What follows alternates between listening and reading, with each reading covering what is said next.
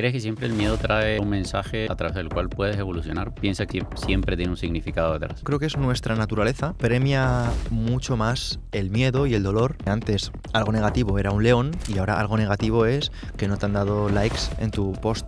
Nuestro baremo no está adaptado para lo que fue diseñado. Yo tengo todos los lujos que una persona puede tener y aún así tengo momentos de malestar. ¿Qué es lo que hace que una persona, viendo esa misma realidad, una la vea como una oportunidad para crecer y la otra la vea como desde la posición de víctima? Los matones no se aprovechan de nuestras debilidades físicas, sino de nuestras debilidades de carácter. Tú cuando te mueves por la vida con miedo, vas a ser una marioneta. ¿Crees que le conviene a los gobiernos sembrar como ese miedo, esa inseguridad? Viven de que tú pienses que los necesitas. Hay mucha pobreza, hay muchos desamparados. Sin nosotros, estas personas estarían aún más desamparadas. Hay muchos enfermos y te hacen ver que ellos son los que cuidan de los enfermos. Es solo manipulación. ¿Cuántas veces escuchas, sobre todo en el ámbito de personas del desarrollo personal, que se consideran a ellas mismas despiertas o conscientes? ¿Cuántas veces lo has escuchado? Pues estas personas no saben el peligro que corren, porque no hay nada peor que considerarse uno mismo consciente. ¿Por qué? Porque hay personas que dicen, yo preferiría mostrar mi WhatsApp a mis conversaciones con ChatGPT, porque tú mismo le estás preguntando a ChatGPT qué es lo que más te motiva, hacia dónde te quieres dirigir. Estas personas están diluyendo su potencial en el potencial del inconsciente colectivo. Creo que nuestra mente va a formar parte de la nube. Pedro, ¿crees que el miedo que tenías cuando pequeñito, que lo leí por ahí en tu libro, ese miedo ayudó a forjar la persona que eres a día de hoy? ¿El Pedro que eres a día de hoy? Bueno, ese miedo no se ha ido, ese miedo sigue estando ahí, David, y ese miedo todavía me sigue marcando el camino. Es una cosa que no rechazo y que no escondo. Creo que ese miedo debe estar porque es un mecanismo natural. No, a veces creo que tratamos de reprimir emociones o esconderlas y yo, por ejemplo, he aprendido a vivir con ellas. ¿Qué hiciste con ese miedo? ¿Qué para ti significa el miedo? Teniendo en cuenta eso, justamente que es una emoción, no se trata de reprimirla, sino se trata de aceptarla y de hacer algo con ella. Mira, hay una herramienta en psicología, pero que se lleva utilizando en filosofía muchísimo tiempo, que es el framing. Framing viene a decir cambios de marco. Entonces, es una situación que aparentemente puede verse como mala, tú eres capaz de reenmarcarla. Por ejemplo, el miedo, que se ve como algo que rechazar, algo que evitar, algo que es vergonzoso, algo que no va contigo o que puede incluso manchar tu reputación, tú empiezas a utilizarlo a tu favor. Y lo que aprendí es a cambiar los marcos. Que alguien me llevase por una situación y reinterpretar esa situación. Por ejemplo, te despiden y tú eres capaz de decir, bueno, es una oportunidad para realmente reinventarme. Tal vez lo que estaba haciendo tarde o temprano me iba a llevar al fracaso. O lo mismo, terminas una relación, que muchas personas sufren este tipo de situaciones y sufren. Dices, tal vez esto sea una oportunidad para ser mejor persona. Incluso muere un familiar al que tenías muchísimo aprecio, muchísima cercanía. Empiezas a ver esa muerte como un símbolo de apreciar más la vida. No estás negando lo que sucede, sino tú estás remarcando lo que sucede de una forma que te beneficie. ¿Crees que siempre el miedo trae un mensaje a través del cual puedes evolucionar, puedes utilizarlo a tu favor? ¿O piensas que en algunos casos simplemente tienes que vivirlo, atravesarlo, incluso, no sé, de cierta forma hundirte en ese sentimiento y que no hay algo más? ¿O piensas que siempre tiene un significado detrás? Es interesante porque a mí me gusta decir que la realidad no existe. Y cuando decimos que la realidad no existe, tú mismo eres capaz de comprender que la realidad es, o bien no existe, tú percibes una parte de la realidad. No percibes una realidad de una forma completa, total y compartida.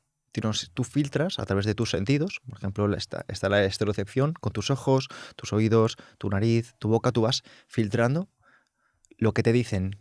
Y esos filtros atraviesan tu forma de percibir el mundo y a partir de ahí tú puedes empezar a decir, esto es miedo, me alejo de esto, incluso activar dentro de ti a nivel somatosensorial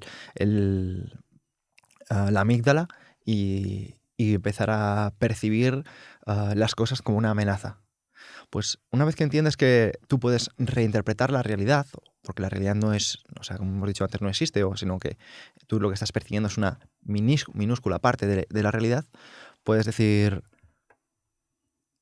¿cómo lo estará percibiendo alguien con otras características distintas? Pues oye, a lo mejor esta misma realidad que a mí me está dañando o que me da miedo, a otra persona le genera coraje, le genera valor, le genera audacia. Wow, pues voy a tratar de verlo con los ojos lo más parecido a esto, ¿no? Y es porque esto, en relación a la pregunta, aunque parezca que me haya ido un poquito por las ramas, es porque, aunque parezca que somos personas racionales, estamos la mayor parte del tiempo en automático. Entonces generamos respuestas automáticas. Es como, sucede este estímulo, ¡ah!, reacciono con miedo. No. A ver, debemos empezar a darnos cuenta de que tenemos mucho margen de maniobra siempre y cuando seamos capaces de estar en pausa. En lugar de reaccionar, utilizar otra palabra con R, que es responder. Sucede ese estímulo que puede darnos miedo y en lugar de reaccionar, respondemos a él. Y tú reinterpretas. Y desde esta posición, que ya no es automática, ya es reflexiva, generamos lo que es el verdadero pensamiento, que es la reflexión, que ya no es automático, sino que ya nos requiere un esfuerzo cognitivo. Pero también advertamos un poco que no es tan sencillo de acceder a eso. O sea, no podemos decir de la noche a la mañana, ya no reacciono, ya respondo. Requiere entrenamiento, como todas las cosas buenas en la vida que merecen la pena, requiere entrenamiento. Porque es que justamente lo que tú mencionas que no es fácil, y creo que una de las razones por las cuales no es fácil es porque el miedo te llega a paralizar. ¿Cómo haces para que el miedo no te paralice o para que no genere esa reacción automática sin antes haber reflexionado y poder actuar desde esa reflexión? Mira, Albert Einstein decía que la pregunta más importante que debemos hacernos como seres humanos es si miramos el mundo, si vemos el mundo como un lugar bueno o como un lugar hostil. Entonces, yo entendí que vas a ver el mismo mundo, pero con perspectivas distintas. Y las cosas que van a suceder, en lugar de verlas como cosas que te dañan, las vas a ver como cosas que te pueden hacer crecer, que te pueden hacer aprender, que te pueden estimular, que te pueden cambiar, que te pueden transformar, que te pueden mejorar. Y ¿sabes qué, David? La mayoría de personas que escuchan esto, y aquí vamos a retar un poquito a tu audiencia, seguramente conozcan la palabra paranoia y identifiquen la palabra paranoia como algo negativo. Pero hay otra palabra que es, en mi opinión, mucho más interesante que la paranoia, y es la pronoia. La pronoia es precisamente un antónimo de paranoia, porque es, en lugar de ver las cosas de una forma negativa, que te dañan, que te sumergen en el estrés, en el sistema nervioso simpático, te permiten empezar a ver las cosas de una forma positiva. Oportunidades que te empoderan, situaciones en las que puedes interceder. Es la diferencia entre una persona que vive desde la víctima a una persona que vive desde la acción, desde la oportunidad de cambiar. Y como hemos comentado antes, es la misma realidad, pero distintos marcos, distintos framings. Y por eso te decía, ¿no? ¿Qué hace que una persona Es curioso, ¿no? Porque una persona en una misma realidad, entre comillas, o sea, dos personas en una misma realidad, pueden ver la situación completamente distinta. Una de forma positiva, como tú dices, y la otra de forma negativa. ¿Qué cambia? O sea, ¿qué es lo que hace que una persona, viendo esa misma realidad, una la vea como una oportunidad para crecer y la otra la vea como desde la posición de víctima? Pues te diría que muchísimas cosas, y va a depender siempre del contexto, va a depender siempre de la persona, pero debemos entender una cosa. ¿Cuánto busca una persona conocerse a sí misma y cuánto busca una persona conocerse a uno misma? Estamos hablando de que normalmente no sé si te pasa, ¿cuántas veces escuchas, sobre todo en el ámbito de personas del desarrollo personal, que se consideran a ellas mismas despiertas o conscientes? ¿Cuántas veces lo has escuchado? Sí, está un poco como de moda, ¿no? Sobre todo en redes sociales, de hablar de personas despiertas. Sí, personas despiertas o personas conscientes. Pues estas personas no saben el peligro que corren, porque no hay nada peor que considerarse uno mismo consciente o considerarse uno mismo despierto. ¿Por qué? Porque todos, como te hemos dicho antes, funcionamos en más de... Esto no lo digo yo, esto ya lo dice la ciencia, pues leer a Daniel Kahneman, pues hay un montón, Rowe, Mister, hay un montón de científicos que ya han demostrado que todo lo que hacemos, lo hacemos a través de programación. O sea, es automático. Entonces, que tú mismo te consideres consciente es un peligro. Entonces, me dices, ¿qué diferencia una persona de otra? Pues cuando una persona es humilde, dice, bueno, yo siento que sí que es cierto que he tenido un despertar, pero ese despertar, si yo no soy consciente, va a caer otra vez en la inconsciencia, porque el 90% de lo que hago ya va a ser a través de lo que tengo programado. Entonces, la diferencia entre estas dos personas van a estar en cuánto esas personas se hacen conscientes de sí mismas, precisamente de su inconsciencia. Entonces, cuánto de humildes son. Cuando una persona es capaz de ver la realidad de forma distinta, no es más que aceptar su limitación, volver a esa humildad, volver a esa aceptación de que no puede saberlo todo, de que es inconsciente y de que no está tan despierta como cree. Yo mismo he caído en eso muchísimas veces y gracias a esta investigación, este viaje, me di cuenta de que no, de que yo solo estaba, ahora mismo hablando contigo, no estoy despierto, no estoy consciente, estoy tirando de información archivada, que sencillamente voy soltando porque ya la tengo almacenada, pero yo no estoy pensando ahora mismo qué te voy a decir. Y de hecho, esto para aterrizarlo de una forma muy sencilla, cuando una persona utiliza muletillas y dice cosas como, bueno, vale, no, esa persona no las dice de forma consciente, las dice de forma automática. ¿Por qué? Porque está funcionando en automático a través de la información que tiene archivada. Y a partir de eso va contando la película de la mejor forma que sabe, pero no de una forma consciente, sino de una forma automática. Por eso creo que deberíamos recuperar esa humildad. ¿Quién nos programa? Que has hablado de programación. ¿Quién nos programa para ver la vida de una forma o de otra? Todo el mundo todo el tiempo. Por eso debemos ser muy respetuosos y muy conscientes de a quién estamos prestando atención, porque todo nos programa y nosotros también programamos al prójimo. Tú, por ejemplo, cuando gritas a alguien, aunque tú no le quisieras gritar, tal vez estás programando para que esa persona no vuelva a actuar como ha actuado. Y como eso todo el tiempo, tú cuando eres amable con alguien porque ha hecho algo, sin querer le estás programando. Cuando alguien te trata de determinada manera, sea consciente o inconsciente, te está programando. Por tanto, debemos ser muy conscientes de que nos convertimos en aquello que prestamos atención. Y esto ya tiene más de 2500 años de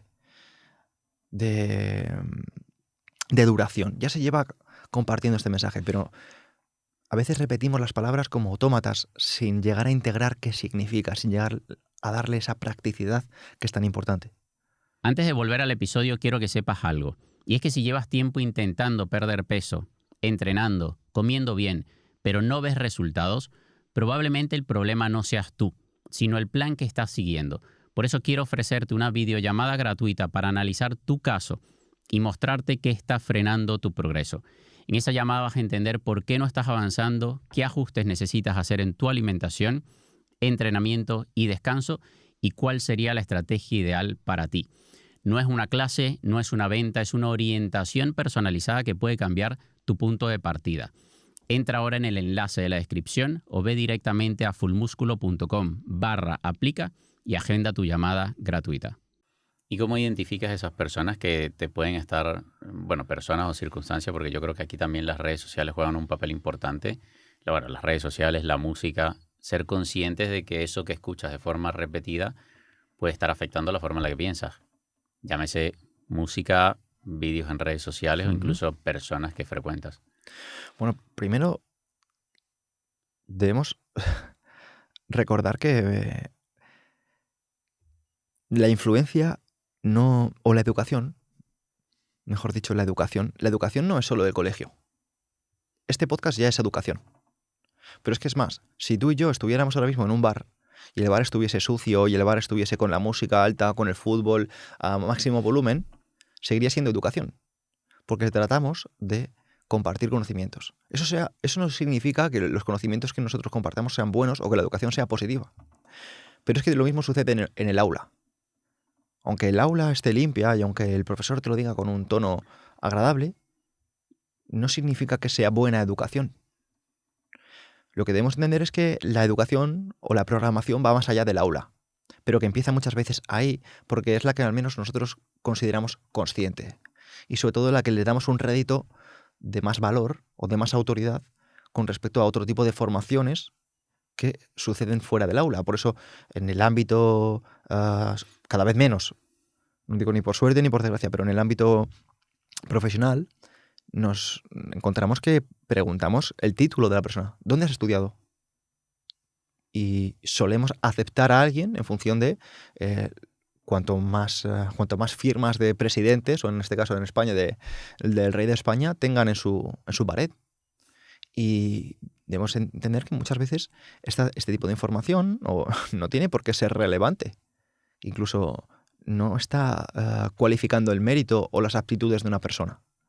Pero que aún así esa persona se está construyendo y que no termina ahí, ¿no? Entonces, bueno, como ves, las preguntas las adapto un poco a mi discurso, ahora que me estoy escuchando a la pregunta que me has hecho, pero te diría que la educación empieza, o digamos la programación grande o consciente empieza en el colegio.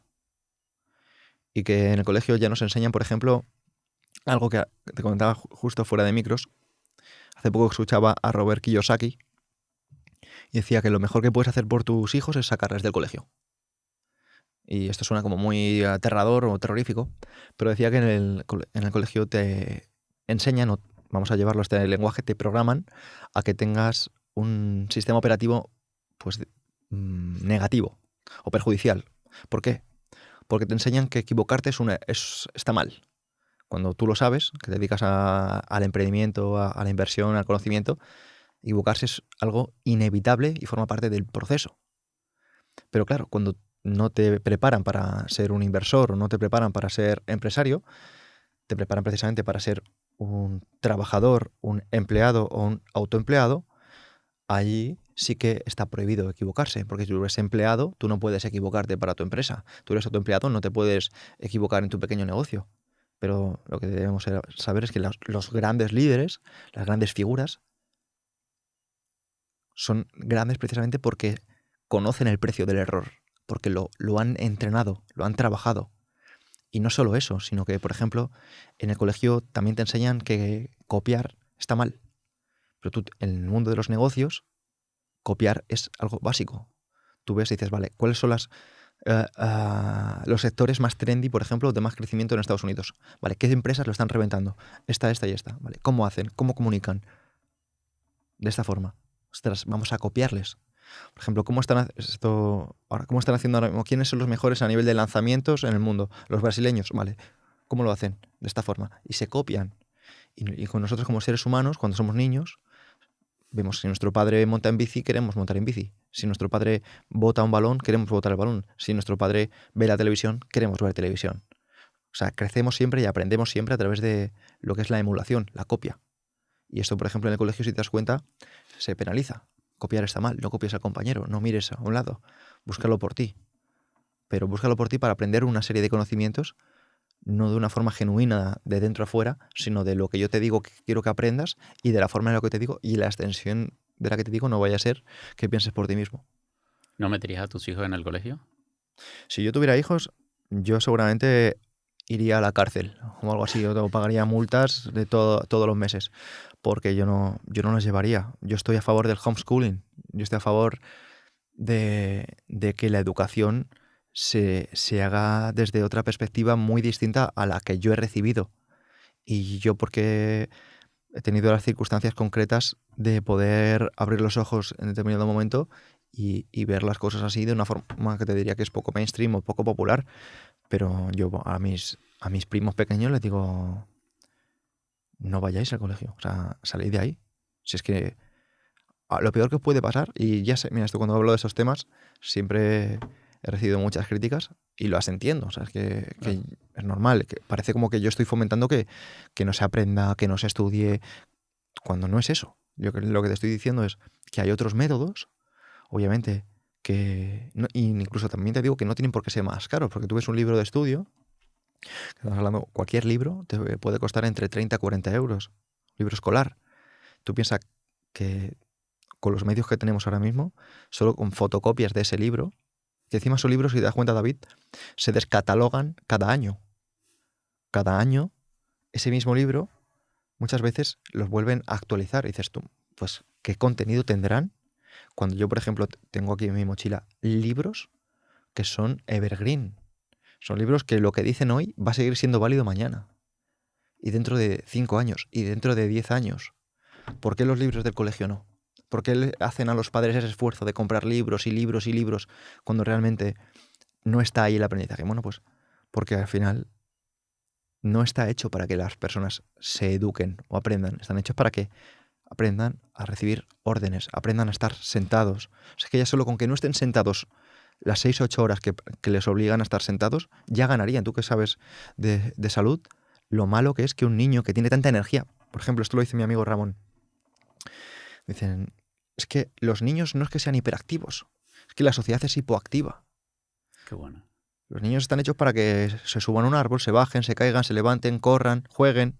No están hechos para que les tengas adaptados a esto. Lo único que estás haciendo es cortarles la sala. Luego hay que si fatiga adrenal, que si depresión, que si niños desmotivados. No, pero es que como, a ver, estás pretendiendo que se adapten a un entorno que es tóxico. Que tú lo querrías para ti. Ese tipo de forma de estudiar a día de hoy. No, para nada. Entonces, si tú no lo quieres para ti, si tú como padre no lo querrías para ti, ¿lo querrías para tu hijo? O sea, no, yo no puedo estar a favor de eso. ¿Crees que nos programan para... Bueno, ya va a sonar un poco como conspiranoica la pregunta, ¿no? Pero ¿crees que el entorno está hecho para programarnos a justamente ver lo negativo por encima de todas esas oportunidades en el error, en los fallos o incluso en las oportunidades? Creo que más que el entorno, creo que es nuestra naturaleza. Premia mucho más el miedo y el dolor a nivel de atención que lo que sería una visión conspiranoica. O sea, creo que sencillamente nosotros hemos llegado hasta donde estamos porque la naturaleza ha premiado más a los que han visto las dificultades, a los que han visto los depredadores, los que han visto, digamos, las posiciones negativas. Y nosotros lo que hacemos ahora, sencillamente, es que antes algo negativo era un león y ahora ves algo negativo, o incluso que no hubiese alimentos, y ahora algo negativo es que no te han dado likes en tu post. Entonces lo que ha pasado es que nuestra naturaleza sigue intacta, seguimos poniendo el foco en lo negativo, pero nuestro baremo no está adaptado a realmente para lo que fue diseñado. Porque yo tengo la despensa llena, yo tengo todos los lujos que una persona puede tener y aún así tengo momentos de malestar. Y un ejemplo para aterrizarlo de una forma muy sencilla. Si fuéramos paseando por un parque ahora mismo, David, y viéramos una pareja paseando felizmente un carrito, viéramos unos ancianos abrazándose y unos niños jugando, pero dos hombres pegándose, ¿dónde pondríamos nuestra atención? En los dos hombres pegándose. En los dos hombres pegándose. ¿Por qué? Porque a nivel evolutivo tratamos de poner nuestra atención siempre en lo que puede ser o más morboso, más peligroso o realmente más relevante. Pero fíjate, estamos dejando de lado cosas maravillosas, como por ejemplo puede ser unos niños jugando con unos animales, unos ancianos dándose amor, una familia desarrollándose desde el amor, y no le hemos dado atención porque había dos personas pegándose. Bueno, lo que sucede, pues si te das cuenta con nuestra sociedad, es que vemos a través de los medios lo que saben que más atención van a generar, que es precisamente esta violencia y este morbo. ¿Y crees que le conviene a los gobiernos sembrar como ese miedo, esa inseguridad o darle más importancia a lo negativo? A ver, los gobiernos viven de que tú pienses que los necesitas. Y partiendo de esta premisa, ellos van a buscar, o su trabajo va a ser buscar motivos para que tú pienses que les necesitas. ¿Cómo es esto? Entonces, hay mucha violencia. Hay mucha violencia. Sin nosotros podrían robarte la casa. O, por ejemplo, hay mucha pobreza. Hay muchos desamparados. Sin nosotros, estas personas estarían aún más desamparadas. Uy, hay muchos enfermos.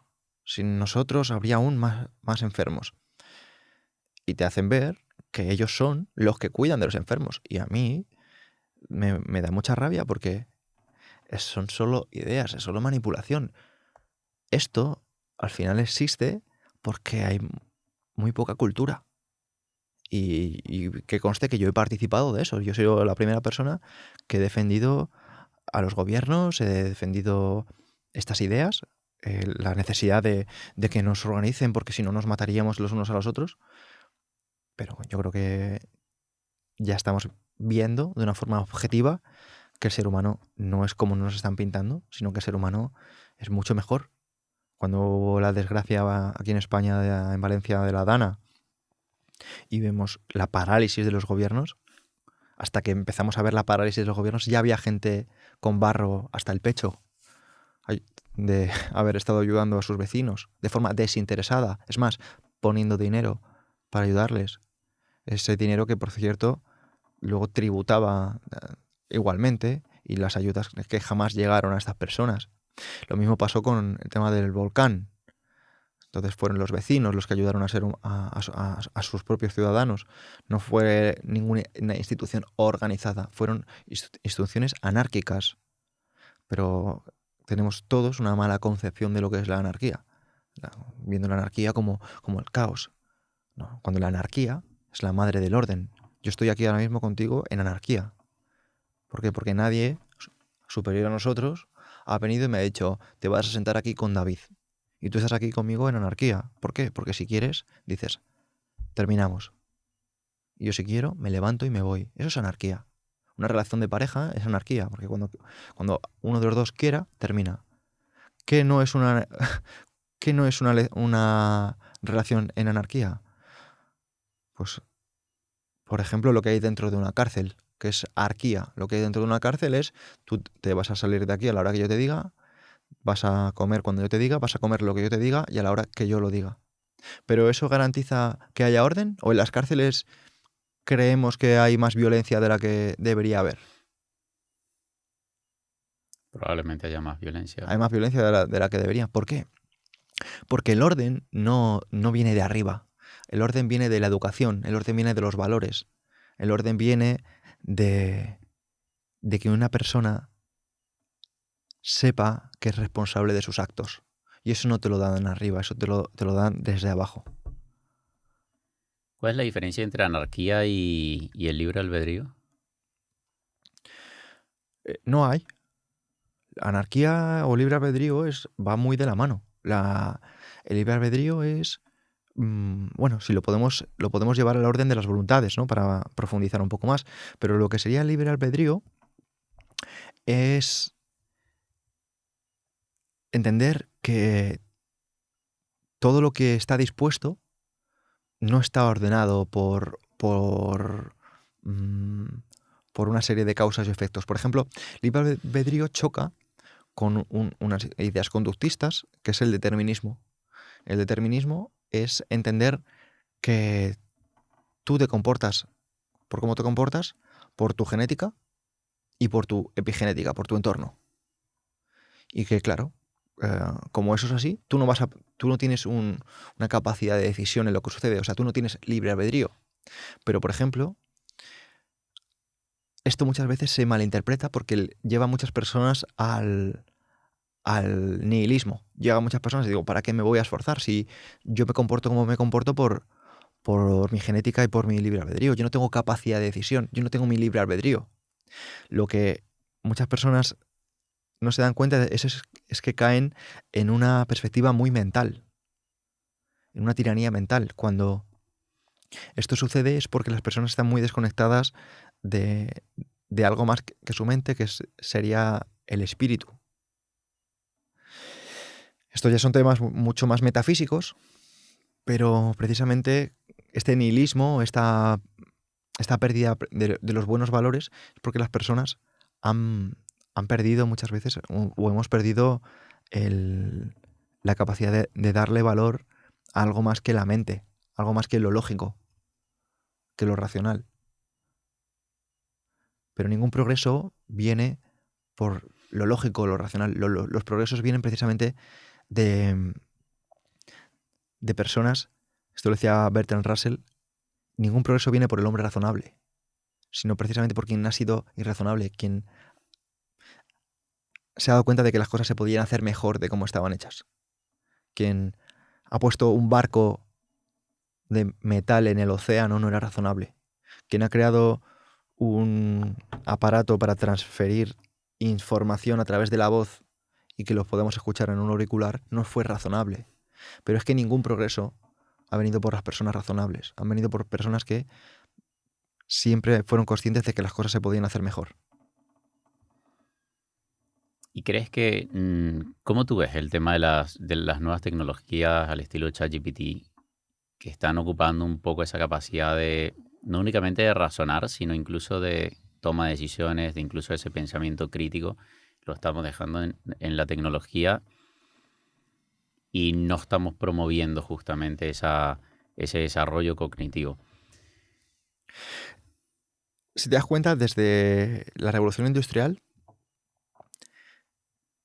hemos empezado a centrarnos mucho más en las tareas que en sentir las tareas. Esto, por ejemplo, es una de las bases de programación neuromotriz. ¿Qué significa esto? Significa que antiguamente las personas sentían mucho más su cuerpo cuando hacían las cosas, estaban más en el cuerpo. Ahora cada vez estamos más en la mente, en el discurso, en las imágenes mentales, en las acciones, pero no sintiendo las acciones. Vamos a poner ejemplos para que esto sea se aterrice un poquito mejor.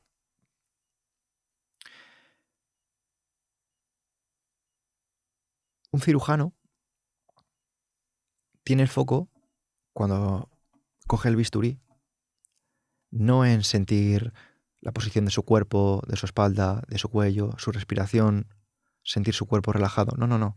Tiene el foco en la tarea. Y debe ser así. Pero un cirujano dentro de 10 años muy probablemente tenga el foco ya ni siquiera en su mano o en el latido de su sistema circulatorio, su aparato circulatorio en los dedos.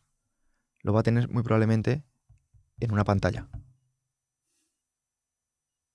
Pero es que antiguamente un cirujano era alguien, o un mecánico, por ejemplo, para hacerlo de una forma más gráfica.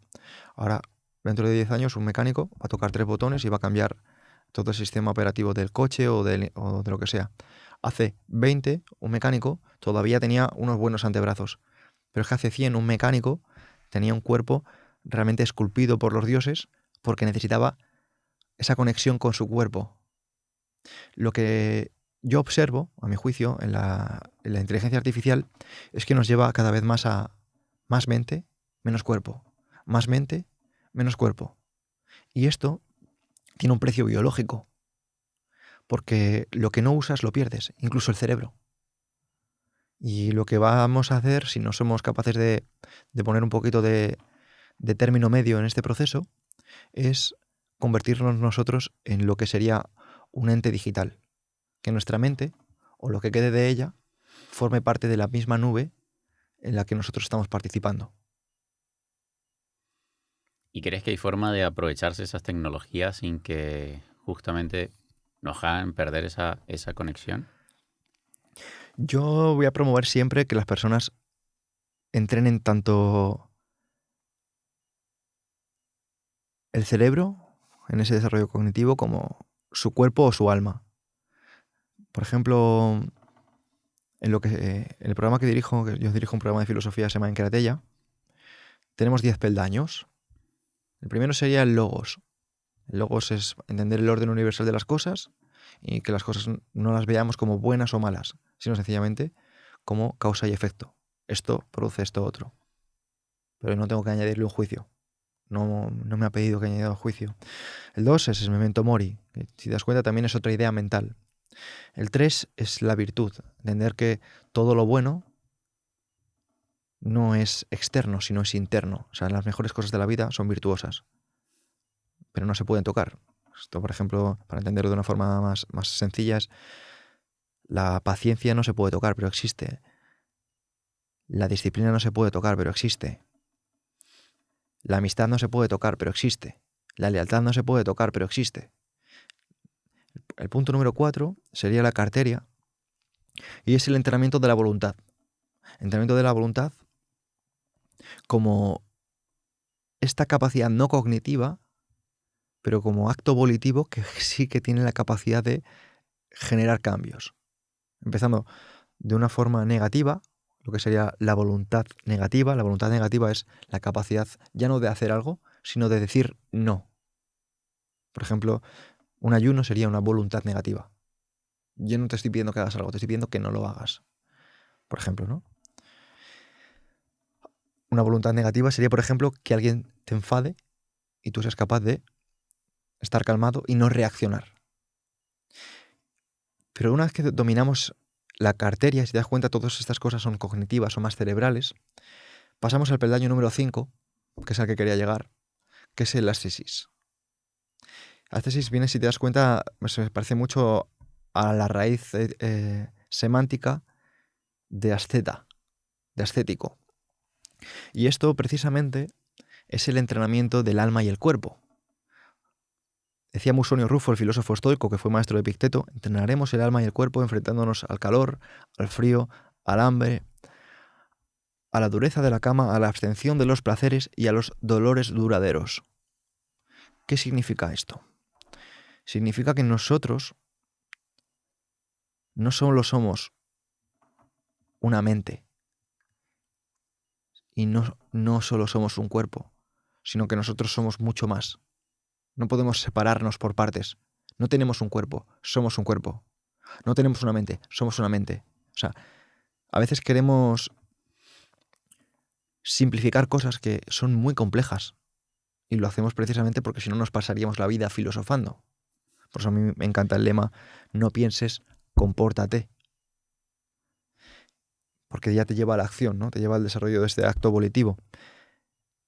El entrenamiento de vencer a la IA pasa precisamente por lo que sería otro peldaño, que es la euteleia. Entendiendo que tú no usas a la IA, sino que la IA te usa a ti. Por tanto, que seas tú quien utilice la IA porque puedes prescindir de ella. Si tú no puedes prescindir de algo, ese algo te tiene a ti. Los sabios clásicos decían, utiliza las cosas, pero no dejas que las cosas te utilicen. Utiliza el dinero, pero no dejes que el dinero te utilice. ¿Cómo te utiliza el dinero? Pues cuando tú vendes, lo que hemos dicho antes, tu propia voluntad, vendes tu propia virtud, vendes tu propio orden sobre las cosas por algo externo, que encima si te das cuenta el dinero es una idea. Entonces nosotros recuperamos esta autarquía, esta encratella, cuando somos conscientes de esto, pero lo llevamos a la práctica con ejercicio. O sea, nosotros vamos a vencer a la IA siempre que nosotros hagamos estos ejercicios que estamos diciendo. ¿Por qué ha perdido el valor todas esas virtudes? Claro, porque nosotros creemos que prosperamos como civilización sin generar órdenes morales. Y, por ejemplo, España es un país que se denomina como laico. Laico significa está al margen de ninguna congregación religiosa. Pero esto, en mi opinión, no tiene por qué ser algo positivo. Porque si debemos entender que nosotros no podemos dejar las cosas sin hacer. O sea, nosotros no dejamos de hacer cosas, las sustituimos. Por ejemplo, alguien deja de fumar porque empieza a mascar chicle. O deja de fumar porque empieza a hacer ejercicio. Pero tú no puedes dejar de fumar y quedarte con los brazos cruzados. O sea, obviamente podrías si fueras un superhumano. Pero lo que hacemos es dejamos de hacer cosas. Si tú cambias lo que son los valores cristianos, en este caso, ¿no? Yo no estoy aquí haciendo apología de ninguna religión, sino sencillamente estoy tratando de compartir lo que es no la idea de que muera un tipo en la cruz y debas creer en eso, sino los valores que tiene, por ejemplo, determinada congregación. Que puede ser cristianismo, pero puede ser estoicismo, que puede ser epicureísmo, que puede ser cinismo, que puede ser islamismo o que puede ser budismo. Pero lo que ha sucedido es que, concretamente en España y en otros países, hemos dejado de tener una serie de valores o ideas que ha provocado que muchas personas pierdan una guía de comportamiento, una guía de cómo ser una buena persona, creyendo que eso es algo que se enseña. Pero claro, eso es como si diéramos por eso, David, que todo el mundo ya sabe cómo debe entrenar, o cómo debe comer, o cómo debe ahorrar, o cómo debe utilizar su dinero para invertir. Creo que es una suposición demasiado vaga. Y el ser humano, si tú no sabes cómo, si tú no enseñas, muy probablemente no sepa cómo comportarse. Y vaya a pensar por algo que hemos dicho antes, que es ver el mundo como algo de lo que debe protegerse. Y cuando funcionas en modo defensa, tú no vas a funcionar de la misma forma que cuando ves al prójimo como un igual.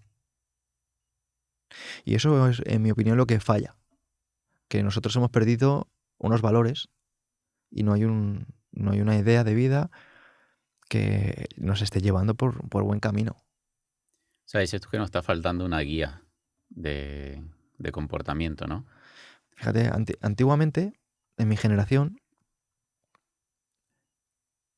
bueno, eso ha sonado como que soy muy anciano, pero antiguamente yo recuerdo cuando hablaba con mis padres o con gente, pues, cuando era más chaval, que las figuras a emular, si te das cuenta, eran personas con mucha clase. Yo me acuerdo de James Bond, o me acuerdo de ciertas figuras de ciertos héroes de los años 50, de los años 60, y tú los ves ahora y si los ves alrededor estarías tranquilo. Pero lo que empezaron a ser héroes o figuras de relevancia pasadas esas épocas, estamos hablando de estrellas de rock excéntricas, que yo no digo que sean buenas o malas personas, pero estamos hablando de que sus valores, ya no estamos hablando de la cordialidad, el respeto, el orden, valores que son más conservadores, sino estamos hablando de la excentricidad, el llamar la atención, el querer ser diferente, que yo no digo que esté mal, pero si llevamos a que todo el mundo queramos ser diferentes, queramos llamar la atención, queramos ser estrellas de rock, ¿dónde quedan las personas de orden? ¿Dónde quedan las personas que marcan el liderazgo? O sea, que son capaces de comer al final. Pues quedan relegadas a una minoría. Entonces, lo que antes era una estrella de rock, que era una minoría, y las personas aspirábamos a ser estrellas de rock, ahora estamos hablando de que todo el mundo es estrella de rock, lo vemos ahora con las redes sociales, todo el mundo, o al menos en la gran mayoría,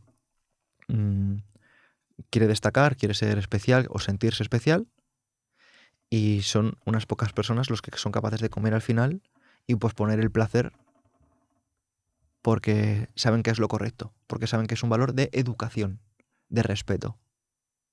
Ya no hay líderes que coman al final, o al menos ya no son tendencia, cosa que antes sí. ¿Por qué crees que buscamos en Sobre todo en este nuevo contexto de redes sociales, el querer destacar o el querer sobresalir o el querer incluso lo que tú comentabas de llamar la atención, porque ya pareciera que no basta únicamente con me posiciono, no es querer llamar la atención y hacer ruido en base a eso. Mira, Alejandro Magno era un líder que si su ejército no bebía, él no bebía. Si su ejército caminaba 20 leguas, él caminaba 20 leguas. Y ahora eso no sucede. Ahora ciertos líderes pulsan el botón, lanzan el misil y siguen con su vida. Y te mandan a ti, o no me mandan a mí, o mandan a X ejército, que no se saben su nombre, a combatir. Antiguamente había una cultura del esfuerzo. Y alguien decía, si está ahí,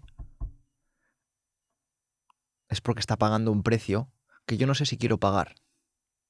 Pero hay un discurso, además estoy leyendo ahora un libro maravilloso, se llama El libro del hombre, que recopila una serie de discursos de ciertas figuras, da igual, desde Winston Churchill a Alejandro Magno a Guillermo el Conquistador, ahora mismo que me vengan a la cabeza. Y dentro de esto que te estoy comentando, es que en este de Alejandro Magno hay una arenga que él dice, os podéis ir a casa, sois totalmente libres. Pero que sepáis que los que nos quedemos aquí, o sea, que a él se ponía en lugar de sus tropas. Decía, mira, me han cortado las mismas flechas que os han cortado a vosotros. Me han atravesado las mismas lanzas. Tengo las mismas ampollas. He caminado los mismos kilómetros. He bebido en las mismas fuentes. Haciéndolo como una forma de decir, ostras, este tipo se está esforzando más que yo para que todo salga bien. Ahora, si te das cuenta, no tenemos líderes que nos gobiernen desde esta perspectiva. Desde estoy sufriendo más que tú, estoy pasando más hambre que tú, me estoy esforzando más que tú y por eso estoy donde estoy. Sino tenemos líderes que no están allí por aristocracia. No están aquí por ser excelentes. Están ahí por... algunos llamarán democracia, yo no sé por qué están ahí. O sea, no se me escapa a mi entender. Mi punto es que cuando tú no ves sufrimiento, cuando tú ves que es solo ese hedonismo, lo ves más fácil de replicar a que si tú ves que hay sacrificio y hay un autogobierno. Por ejemplo, eso se ve muy bien con las MMA. Todo el mundo querría ser Ilia Topuria, en el sentido de recibir esa atención, recibir ese respeto, recibir esa deferencia. Pero ¿quién querría comer como Ilia Topuria, entrenar como Ilia Topuria, dormir como Ilia Topuria, pegarse como Ilia Topuria y pagar el precio que está pagando ese señor? Pues yo creo que ahí la lista se reduce. Lo que vemos ahora es que se muestra mucho más hedonismo y no se muestra el camino de lo que realmente nos debería inspirar o lo que deberíamos valorar. ¿Crees que ¿Crees que ese sesgo se ve potenciado por las redes sociales? Porque vemos que todo el mundo está constantemente teniendo éxito. Es decir, a un Ilia Topuria, por tomarlo como ejemplo, lo ves ahora posicionado, pero no lo has visto, lo que tú decías, durante todos esos años, con todo ese sacrificio y todo ese esfuerzo. No sé si lo posiciona las redes sociales. No lo sé. Yo creo que lo posiciona muchas veces el marketing y el storytelling. Y en mi opinión es lo que le falla o nos falla a cualquier ser humano promedio.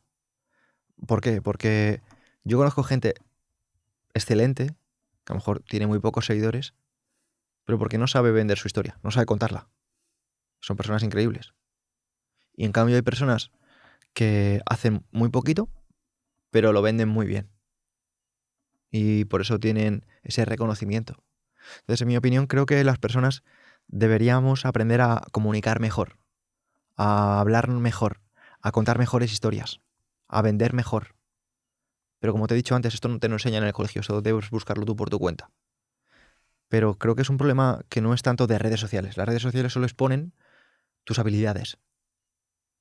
Pues hay gente que tendrá 10 millones de seguidores, 1 millón de seguidores, lo que sea. Pero que a lo mejor no es interesante como gente que conocemos todos que no tiene ni redes sociales. Mi amiga Sara no tiene redes sociales y es una de las personas más interesantes, o sea, y más sabias que conozco. Y yo siempre que puedo voy a aprender con ella. Y es un poco el mensaje, ¿no? Que no es las redes sociales, son tus habilidades. Volviendo a la desconexión que hablabas antes, Pedro, si nos estamos desconectando, o bueno, ya llevamos rato desconectándonos del espíritu o del alma, ya llevamos rato desconectándonos del cuerpo y nos estamos empezando a desconectar de la mente, ¿qué nos queda como seres humanos? No, sí, yo no creo que nos estemos desconectando de la mente, creo que nos estamos convirtiendo en mente. O sea, creo que nuestra mente va a formar parte de la nube. O sea, cada vez que esto antes se veía menos, porque a lo mejor solo estaban las cookies. Y tú aceptabas las cookies. Y decías, acepto las cookies, no pasa nada. Acepto las cookies, no pasa nada. No veo, hay como 16 páginas de párrafos, pero lo voy a aceptar igualmente. Y aceptábamos eso. Aceptábamos que dónde estábamos prestando nuestra atención, el tiempo que habíamos gastado en determinada página web, el tiempo que habíamos pasado en Amazon, el tiempo que habíamos pasado en determinadas plataformas y aceptar las cookies. Pero ahora eso se ve de una forma mucho más gráfica que con cookies, porque tú mismo le estás preguntando a ChatGPT qué es lo que más te motiva, hacia dónde te quieres dirigir, qué es lo que más temes y dónde... Hay personas que dicen, yo preferiría mostrar mi WhatsApp a mis conversaciones con ChatGPT. Y es porque estas personas, sin que estemos siendo conscientes, se están convirtiendo en ideas mainstream. Están diluyendo su potencial en el, digamos, el potencial del inconsciente colectivo.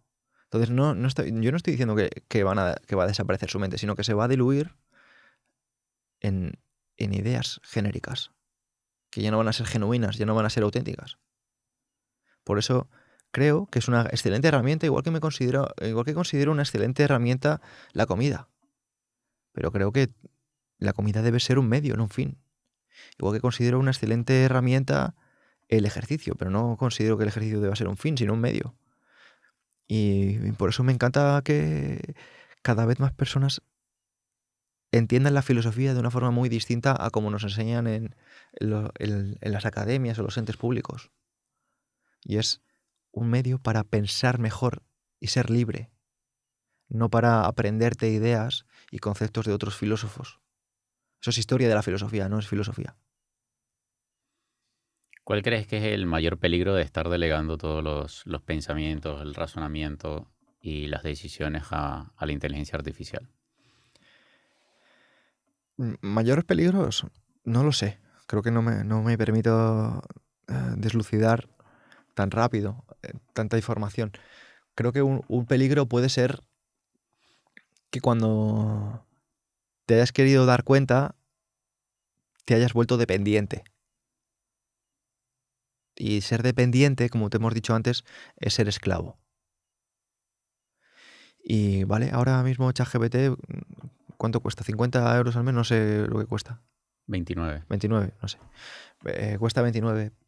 Pero cuando tú eres dependiente de algo y pasa de costarte 29 a costarte 299, dices, lo voy a pagar igualmente, porque soy dependiente. Pero si en lugar de 299 empieza a costar más, ya te vas a dar cuenta, es que mi trabajo depende de esto, mi sueldo depende de esto, voy a seguir pagándolo. Y no te estás dando cuenta de que estás perdiéndote a ti mismo por el camino. Por eso recordemos otra vez la euteleia. Euteleia es el arte de no necesitar, la libertad de no necesitar. Aprendo a utilizar las cosas, pero no porque las necesite. Y por eso me encanta la historia de Sócrates cuando se paseaba por los mercados de Atenas Y decía a sus discípulos, pero maestro, ¿por qué se pasea por aquí si no compra nunca nada? Dice, porque no dejo de sorprenderme de la cantidad de cosas que no necesito. ¿Crees que vivimos en un mundo que nos da esa sensación de que siempre estamos necesitando algo más y de que nunca es suficiente? Claro, porque lo que comentábamos antes, no es solo las redes sociales, son los discursos de las personas, sus capacidades de comunicación. Hay personas que nos hacen pensar que necesitamos cosas. Yo llegué a pensar que necesitaba un Lambo. Y decía, pues yo no necesito un Lambo. Si es que si a mí no me gusta conducir. Entonces, te das cuenta de que incluso de un reloj. Y dices, ¿para qué quiero un reloj caro? No, porque así las personas van a saber cuál es tu nivel de vida. Y digo, ¿para qué quiero que lo sepan? Entonces, me di cuenta de que había personas que tenían muy buenos discursos y que su trabajo era tener muy buenos discursos y hacerme generar deseo. De la misma forma que hay personas que se visten de determinada manera o te hablan de determinada manera para que seducirte. Es decir, bueno, pues igual que soy capaz de decir que no cuando alguien trata de seducirme, pues voy a tratar de decir que no cuando alguien trata de seducirme, por ejemplo, para venderme cosas que yo no necesito. Y por eso me encanta la filosofía y tener a mano estos conceptos para vivir más tranquilo, desde el no necesitar. Y obviamente hacer el ejercicio para hacerlo, para no necesitar. Tú has hablado mucho del tema de, no, de ser capaz de decir que no, ¿no? Tú mencionas en uno de tus últimos libros que de pequeño no se burlaban de tu estado físico, sino de tu debilidad. De tu debilidad de carácter. Exacto. Claro, porque los matones, por ejemplo, o las personas que tratan de abusar de nosotros, o los bullers, no se, no se aprovechan de nuestras debilidades físicas, sino de nuestras debilidades de carácter. Tú cuando te mueves por la vida con miedo, porque vas con gafas, y sientes que se van a meter contigo porque llevas gafas, se van a meter contigo porque llevas gafas. Lo mismo pasa si estás calvo y tienes miedo de que se metan contigo porque estás calvo o tienes entradas, se van a meter contigo y vas a ser una marioneta o un punching ball de estas personas. Y lo mismo si estás gordo. O incluso aunque no estés muy gordo, aunque tengas un poquito de baja forma física, vas a estar a su merced. Porque no se meten con tus debilidades, se meten con tu debilidad de carácter. En cambio, todos conocemos a personas que están llenas de problemas físicos, pero son implacables. Nadie nos meteríamos con ellas. Aunque sean bajitas, aunque estén gorditas, aunque sean feas, incluso aunque estén discapacitadas. Porque sabes que estas personas utilizarían lo que les pasa a su favor, no en su contra. ¿Por qué? Porque no se trata de las debilidades físicas, sino de las fortalezas del carácter. ¿Y cómo construyes esa fortaleza de ese carácter? Te lo pregunto porque, claro, probablemente, bueno, yo pasé por una situación similar y, claro, luego me di cuenta más adelante de que muchos de esos matones, como les llamas tú, terminaron siendo amigos, terminé estudiando con muchos de ellos, pero claro, muchos años después de muchas etapas de maduración. Pero cómo en ese contexto, en tu caso, teniendo 14 años, cómo construyes ese carácter bajo ese sometimiento por parte de ese matón todos los días. Pues el orden sería a través de, como te he dicho, de la encratella. A través de primero la disciplina del juicio, el logos, el memento mori, arete, carteria, askesis, eutereia, pero claro, esto es imposible porque necesita una maduración y una integración de conceptos muy elevada y esto no se puede conseguir con 14 años. Sin embargo, sí que se puede conseguir con la práctica física y es algo que no te lo da el músculo. Yo, por ejemplo, yo no gané esa fortaleza física y a través de eso le perdí el miedo a los matones, sino fue la fortaleza espiritual que te da el esforzarte. Si te das cuenta, fortaleza viene de esfuerzo, o esfuerzo viene de fortaleza. Por tanto, cuando una persona empieza a esforzarse, empieza a endurecer su carácter. ¿Y qué significa esforzarse? ¿Significa que esa persona debe ir al gimnasio y levantar peso? Significa que debe esforzarse. Me da igual que levante peso, que haga flexiones, que salga a correr o que estudie todos los días, toda la noche. Sino que esa persona sea capaz de esforzarse. Cuando una persona es capaz de esforzarse, genera algo maravilloso que es carácter. Y el carácter te da autoconfianza. Cuando tú tienes autoconfianza, ya no estás a merced del otro. ¿Por qué? Porque tú mismo sabes de lo que eres capaz. Sabes dónde están tus límites. Cuando tú no te esfuerzas, no tienes fuerza. Y quiero recalcar que no se trata de fuerza física. Quiero recalcar que se trata de esfuerzo. Da igual dónde lo pongas, pero vas a tener rédito. Cualquier cosa, aunque sea esforzándote por saltar más alto o por lo que quieras. Pero vas a saber lo que cuestan las cosas. Nuestro problema es que como tenemos todo tan a mano, de una forma tan fácil, ¿quién valora un vaso de agua? Pero si viviéramos en sitios donde no fuese algo fácil de acceder, seguramente lo valoraríamos más. ¿Quién valora un plato cocinado de su madre? Pues quien la ha perdido o quien la ve poco. Quien le cocina a su madre todos los días no lo valora. Y esto es algo que a mí me gusta reflexionar sobre ello porque si no somos conscientes, hay un montón de cosas que tenemos ahora presentes en nuestra vida que mañana no van a estar. Todos estos emprendedores o todas estas personas que se preocupan de tantos problemas que tienen en su vida, la facturación anual, cómo está funcionando su competencia, el desempeño de su publicidad, por ejemplo,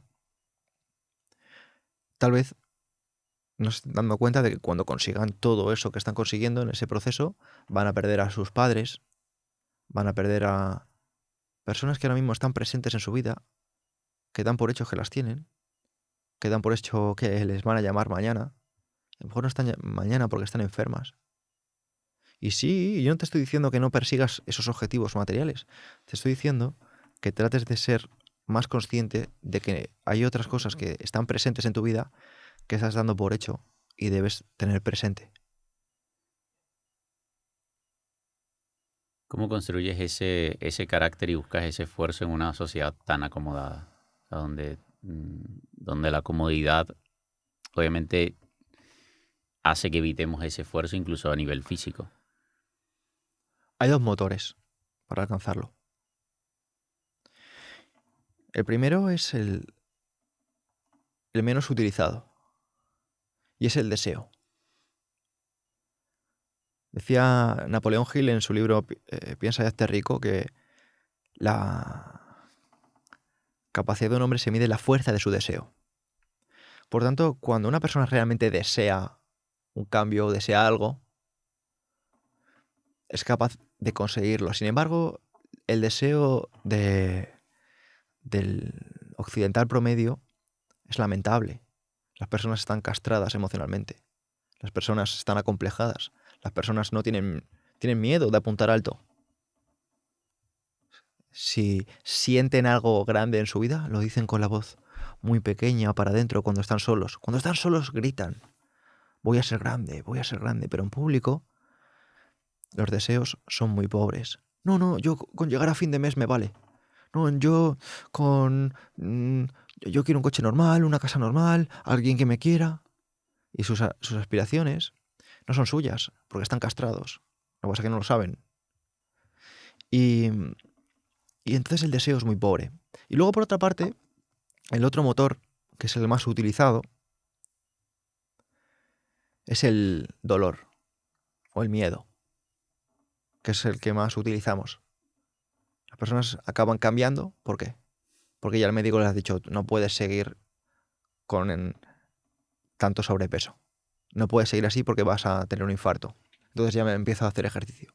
No es por el deseo de debo ser mejor, voy a superarme. No, ya es por estás tan tocado que ya el médico te ha dicho que como sigas comiendo salchichas en lata vas a tener problemas. Y otra cosa es cuando la gente se apunta al gimnasio. Pues cuando lo deja con su pareja, tiene un divorcio. Ah, ahí sí, ahí sí. Y lo mismo cuando cuando quieres que te vaya bien con el negocio? Pues cuando has fracasado o cuando incluso tienes envidia de que a un amigo tuyo le está yendo muy bien. Entonces el punto es el dolor. Y mi visión en esto es un poco cínica y es, necesitas el dolor. Lo que pasa es que no sabes en qué magnitud te va a venir. Así que ponte a trabajar ya. ¿Y crees que el amor puede servir como motor? Claro, pero eso ya estamos hablando de algo muy superior. O sea, cuando hablamos de amor, yo lo quiero diferenciar del deseo. De hecho, el doctor David Hawkins separa el deseo, que calibra en 125, con el amor, que calibra a partir de 500, siendo cada punto un tramo exponencial al siguiente. O sea, imagínate la diferencia que puede haber entre el deseo y el amor. Porque el deseo es una consciencia muy, muy baja, muy animal, muy pobre, aunque sea muy potente. Pero el amor ya distingue a los seres humanos que son capaces de eliminar cualquier precio que haya en el camino. Me explico. El amor se traduce como una actividad atélica o autotélica, siendo ese tipo de actividades cuyo fin en sí mismo es hacerlo, a diferencia del deseo, que cuyo fin es que la acción nos genere un rédito, un resultado. Vale, yo salgo a correr, pero a cambio quiero perder grasa. Cuando una persona se mueve por el deseo, ostras, lo va a conseguir, pero mucho mejor que si lo haga por el miedo, ¿no? El miedo a un calibre más bajo, por la culpa o por la vergüenza, ¿no? Cuando una persona sale a correr por vergüenza, ay, no quiero que me vuelvan a decir que soy un saco de patatas, pues voy a salir a correr. La vergüenza calibra en 25, es más bajo, ya por debajo de la vergüenza, si te das cuenta fisiológicamente, la vergüenza afecta al cuerpo, ¿no? No es lo mismo salir a correr por vergüenza que salir a correr por deseo o salir a correr por amor. Cuando alguien sale a correr por amor, la sensación corporal es distinta. Su fin en sí mismo es salir a correr. No tiene el fin de perder grasa, no tiene el fin de mejorar físicamente, tiene el fin de, por fin es mi hora para mí. Y digo correr, pero te digo pasear. Personas que salen a pasear pensando en llegar a un tope de pasos. ¿Por qué? Porque su entrenador le ha marcado, su aplicación le ha marcado un número de pasos. Ya hay pocas personas o menos personas que salgan a pasear porque pasear es un espacio para ellos. Una de las actividades que yo tengo en mi grupo de filosofía esta semana es la anaideia. La anaideia, de no, de ella, vergüenza, la desvergüenza, es entender la impopularidad como un bien. Y dentro de esta práctica tenemos esta semana 2 horas de silencio al día. Y son 2 horas callado, sin hablar. ¿Cuál es el fin de eso? Nada. Pero cuando estás en ese tiempo, en esa práctica de silencio, te das cuenta de lo bonito que es.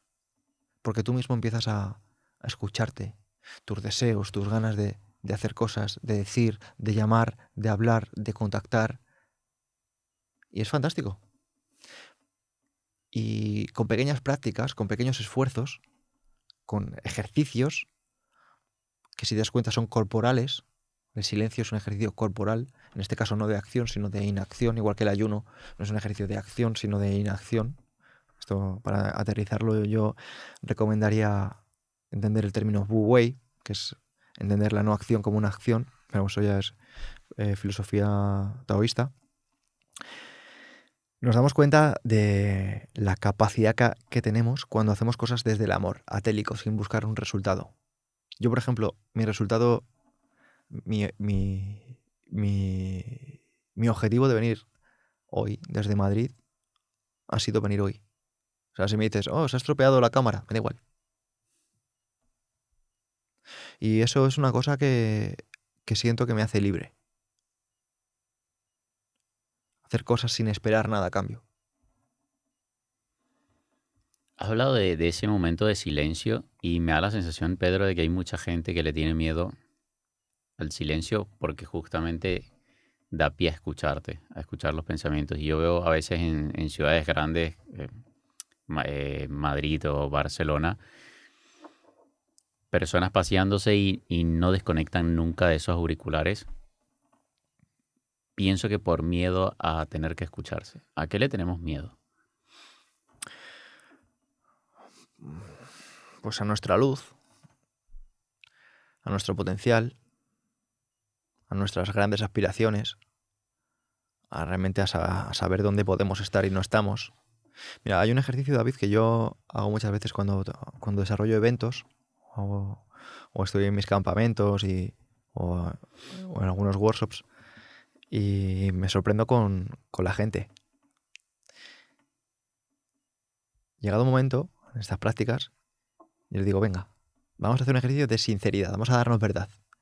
¿Quién de aquí considera que se está esforzando un 10 sobre 10?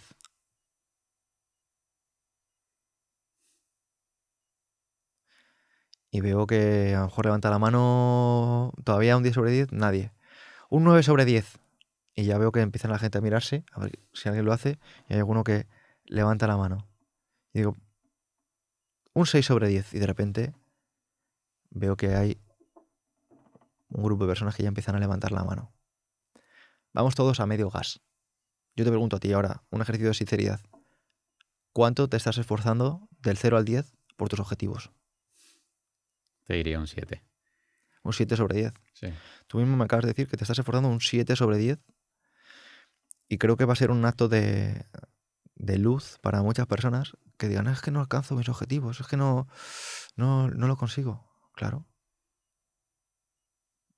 Pues pasa más tiempo en silencio. Te vas a dar cuenta de que vas a empezar a decirte muchas más verdades. Porque hay personas que no nos damos cuenta, pero no estamos consiguiendo X cosas por una limitación que no viene de fuera.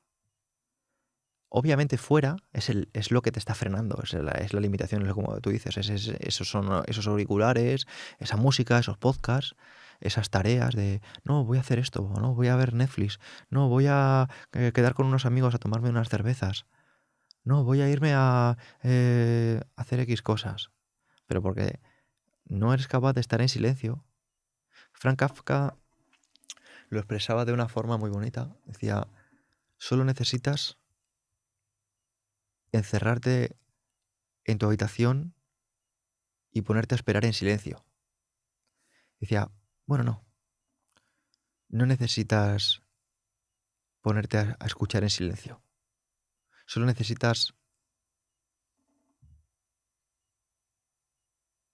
De hecho, no necesitas estar escuchando en silencio, solo necesitas esperar. No, es más, no necesitas esperar. Es más, solo siéntate en tu habitación, no hagas nada y te darás cuenta de que la divinidad se te descubre.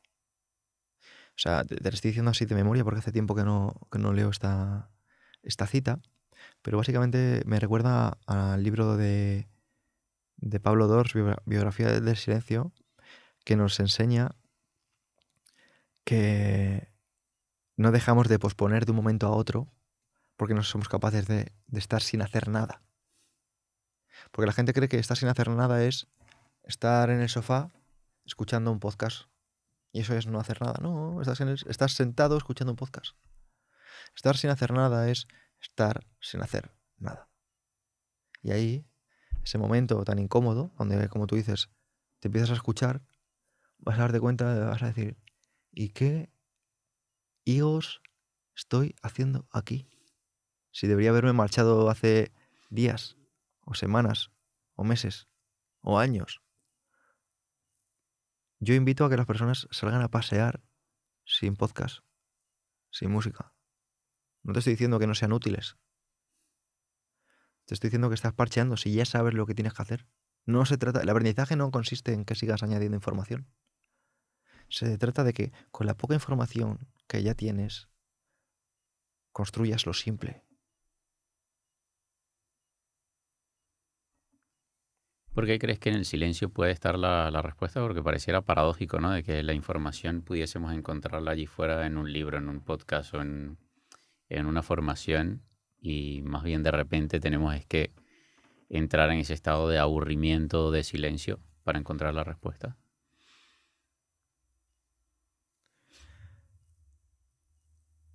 El ser humano es una maravilla. Tiene un potencial inmenso, es una brutalidad. Y para ello no necesita cosas externas. O sea, digo silencio, pero podría decir ayuno. O sea, no necesitamos tantas cosas externas. Yo he estado recientemente 5 días de ayuno, de absolutamente de solo agua. Y una cosa que me llevo es que no tenía hambre. ¿Qué tenía? Tenía deseo de terminar. Quería terminar.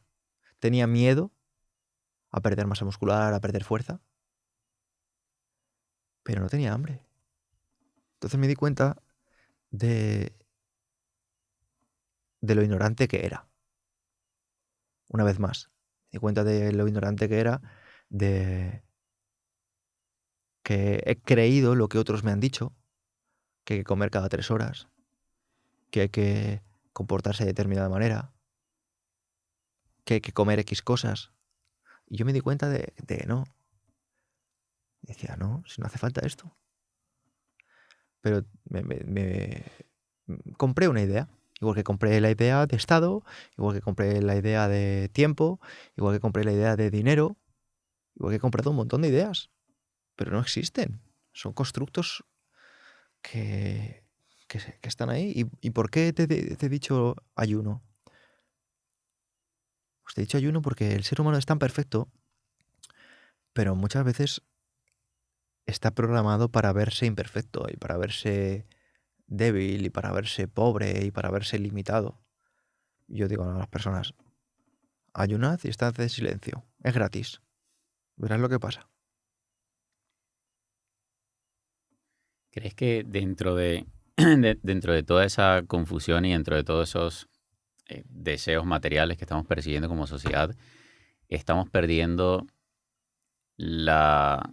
Por una parte, creo que la capacidad de ser auténticos y de ser coherentes de repente con lo que queremos desde la profundidad de nuestro ser, por deseos impuestos por la sociedad o por, no sé, por toda esa nube de que pareciera distraernos de la verdadera esencia del ser humano. Es así, o sea, lo vemos, o sea, aprendemos por imitación. Muchas veces aprendemos por imitación. Entonces, ¿qué va a pasar? Que tú vas a pensar que lo que tú necesitas es lo que está haciendo otro. Tú ves a otro conduciendo un coche rápido, vas a decir, ¡ah! Necesito esto. Vas a ver a otro jugando con un balón, vas a decir, ¡ah! Era esto. Vas a ver a otro cantando encima de un escenario, vas a decir, ¡ah! Es esto. Vas a ver a otro firmando libros en un parque y vas a decir, ¡ah! Yo quiero también esto.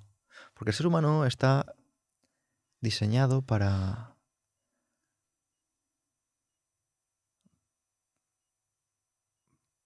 O sea, admirar la felicidad. O sea, nosotros admiramos la felicidad, pero no nos damos cuenta de que estamos buscando la felicidad fuera. O sea, esto sé que es algo así como muy friendly o happy friendly, pero lo quiero aterrizar de una forma práctica. Michael Jordan no estaba buscando que le admirasen, estaba buscando ser mejor jugando al baloncesto. Leo Messi no estaba buscando que le admirasen, estaba buscando jugar al balón y lo hubiera hecho por 1/3 o 1/10 parte o 1/100ª parte de lo que le pagaban. Y Michael Jordan igual. ¿Por qué? Porque no lo hacía por dinero. Porque cuando se cansó de jugar al básquet, Michael Jordan concretamente, se pasó al béisbol y lo hizo tratando de ser el mejor. Porque él quería estar retado por quién, por sí mismo, ¿no? Él iba a ganar mucho más dinero en baloncesto. Pero que quería ser feliz. Hay personas que, en lugar de buscar ser felices, buscan llamar la atención. Si juego al básquet y soy famoso, seré feliz. Si juego al fútbol y soy famoso, seré feliz. Si soy cantante y me aplauden, seré feliz. No, olvidaste estar en silencio y ayunando. Y desde ese vacío, desde la no necesidad, desde esa euteleia, desde ese desapego a buscar cosas externas, alcanzas ese valor, alcanzas esa felicidad. No es añadiendo cosas, es qué es genuino para ti. Y esa es la pregunta que debemos hacernos, ¿qué es genuino para mí? Yo creo que igual es difícil, ¿no? Responder esa pregunta en un contexto donde la mayoría está justamente buscando eso, ¿no? El resaltar por encima del siguiente, o el de ganar más dinero, el de comprarte un coche más rápido. Claro, porque no se ayuna ni si está en silencio. Yo te aseguro que cualquier persona que esté ayunando una semana, 5 días, y en silencio, gana un poder sobre sí mismo tan grande que empieza a valorar la vida de otra forma. Pero ¿cuánta gente hace esto? Mi amigo Miguel Camarena y unos pocos frikis como yo. ¿Por qué? Porque no, con todo lo que me cuesta, yo te digo porque lo he vivido, o sea, con todo lo que me cuesta ganar masa muscular, con todo lo que me cuesta ganar fuerza, ¿cómo voy a estar 5 días sin comer? O sea, que no lo haces por un tema de fitness. Lo haces por un tema de empoderamiento, de no necesitar cosas, de liberarte. Y yo sé que es muy difícil porque he estado ahí, pero he estado ahí en muchas cosas y digo, bueno, ¿cómo puedo ser mejor persona? Mira, y un ser humano, muy sencillo, para aterrizarlo de una forma muy sencilla, 5 días. Un ser humano puede estar 40 sin comer. Biológicamente, fisiológicamente puede estar 40 sin morir. 5 días es una octava parte. Una octava parte. Estamos hablando de que es una broma. Es una broma, pero la gente no somos capaces. No somos capaces. Nos falta verdad. Nos falta verdad. Ponernos. Mira, yo estoy cansado de este castramiento y de este acomplejamiento que existe. Cuando alguien te pregunta, ¿cuánto tiempo tengo que estar dándome una ducha de agua fría para tener resultados?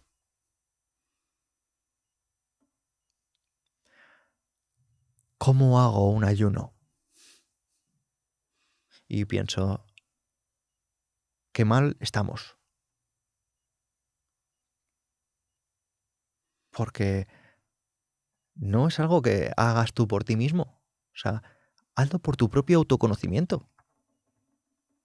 A mí me pregunta, ¿para qué lo haces? Digo, para superarme. Porque no lo había hecho antes. Y pues había hecho solo 72.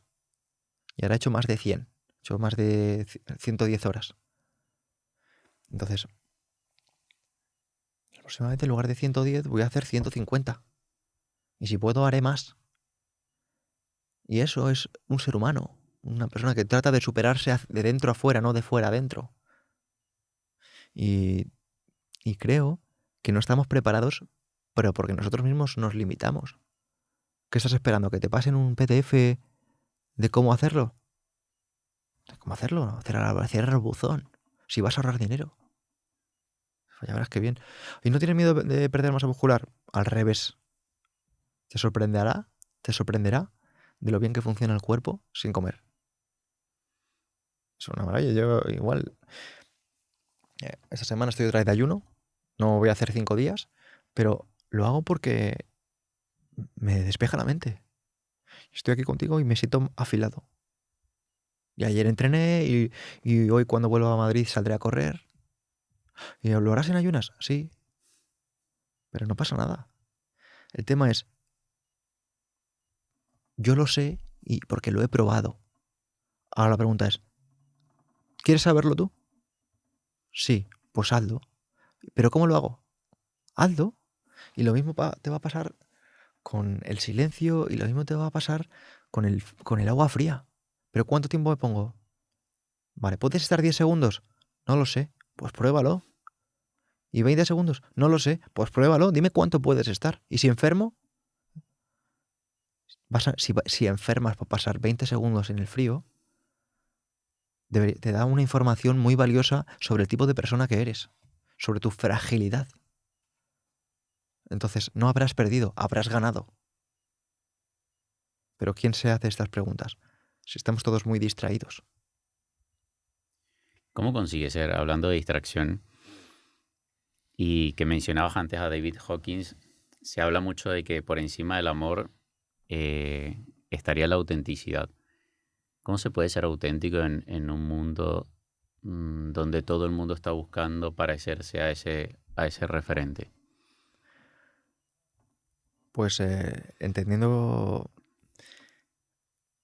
conociéndose uno mismo. Por ejemplo, aterrizando con el Nogis Seuton, ¿no? Aterricemos que el Nogis Seuton es un mensaje que ya estaba en el templo de Apolo, en el oráculo de Delfos, en Grecia, y que hablaban, y por ejemplo Sun Tzu también decía que el mejor general es el que gana sin necesidad de combatir, y que el mejor general es el que se conoce a sí mismo y se conoce a su enemigo. Pero ¿con qué empezaba? Con conocerse a sí mismo. Por tanto, vamos a entender la importancia que tiene conocerse a uno mismo. Y ahora he perdido el hilo de lo que estaba diciendo de conocerse a uno mismo. En relación a cuál era la pregunta, perdóname, David. ¿Cómo conseguir la autenticidad en un mundo? Perdona, cuando te conoces a ti mismo, por lo menos tienes información de cuáles son tus motivaciones, cuáles son tus deseos, cuáles son tus aversiones. Y desde esa posición, tú mismo ya empiezas a decir, es que estoy haciendo esto por deseo, es que estoy haciendo esto por miedo. Y empiezas a ser mucho más libre. Y uno de los peldaños es, como te he comentado antes, es la naideia. La naideia es, como te he dicho antes, la impopularidad como un bien. Cuando tú mismo te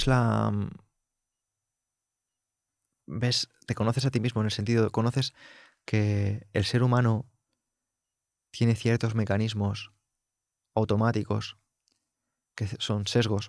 El último libro que he escrito se llama El arte de la decisión y trata precisamente sobre todos estos mecanismos que son automáticos, que hacen que sean ellos los que tomen las decisiones por nosotros. O sea, si yo preguntase ahora mismo a todos los oyentes del podcast, les dijera, ¿te consideras una persona racional? ¿Te consideras una persona razonable? Me dirían, claro. Digo, obviamente, si no me dijeras esto no te podrías ir a dormir por las noches. Pero decía Descartes que no había nada mejor repartido que la razón, pues todos creemos tener suficiente. Si te das cuenta, todos nos creemos racionales, todos nos creemos razonables. ¿Cómo podríamos dormir por las noches si no? Bueno, pues lo que debemos recordar es que no somos conscientes. Funcionamos en automático. La mayor parte de las decisiones que tomamos están basadas en procesamientos y en programación previa. Nuestro cuerpo es quien toma decisiones por nosotros.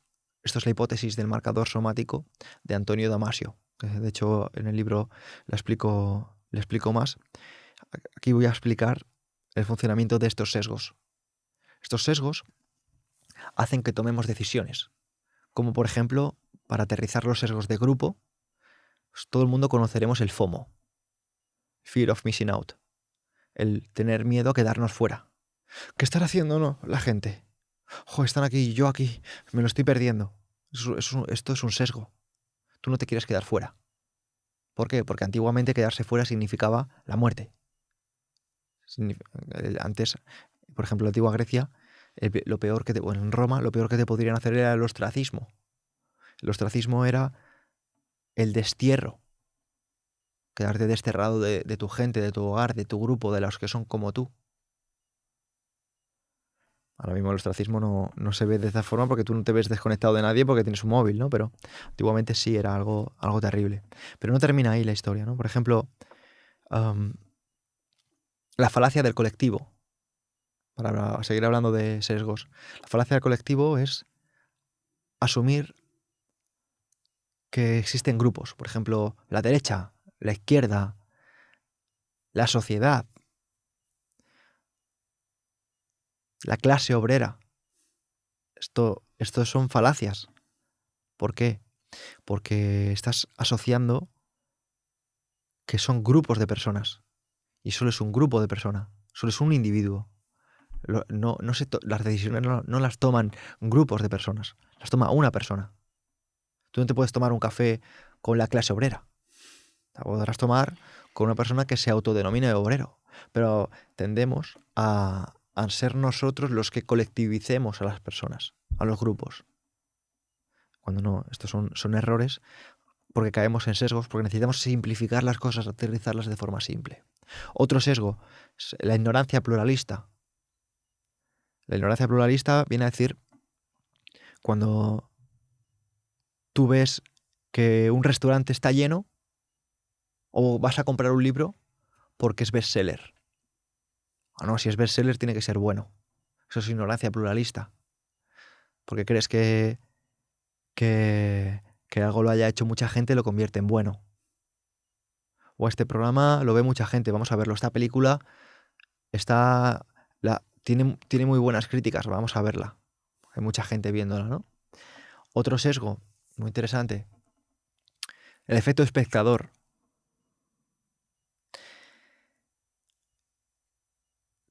Ahora mismo, no sé, es más fácil tener una conversación porque somos dos. Pero ¿qué pasaría? ¿O cuántas veces?